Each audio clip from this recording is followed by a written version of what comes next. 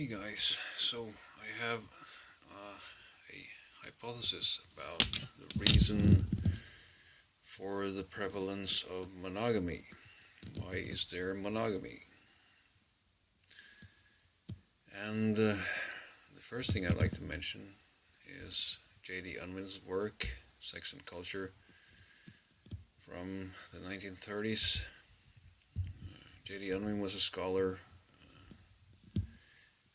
from Oxford, while studying at Oxford, who studied 86 different societies and discovered that before these societies dissolved, broke down, they would also have a decline in monogamy before their fall. The other thing I'd like to mention are mitochondrial DNA studies.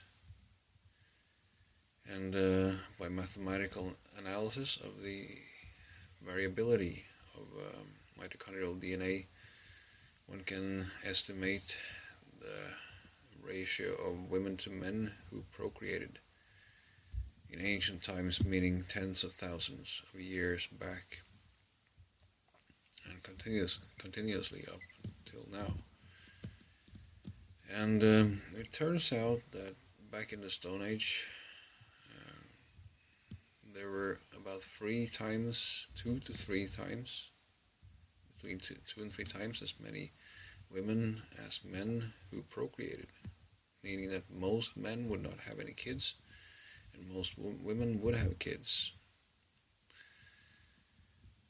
Back in the day, man, probably as well as animal, would be subjected to the survival of the fittest, in the Darwinian sense.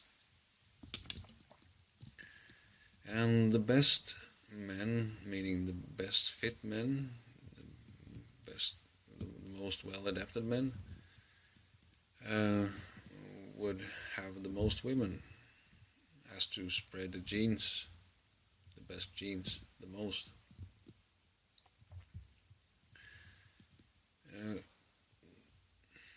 The majority of men would not have any kids, not have any women to have sex with, and well, maybe women to have sex with, but women are attracted to masculine men when they are at their most fertile. So, in order to fix this problem of not having kids, maybe having less sex, the men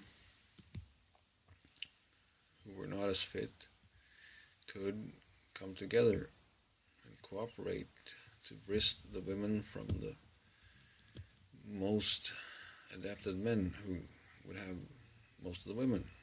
And by agreeing to share equally, meaning that each man would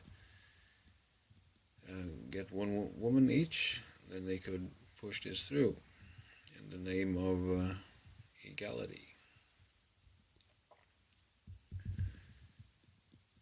This would then perhaps free up large resources, since each man now had a woman, didn't have to fight to get a woman,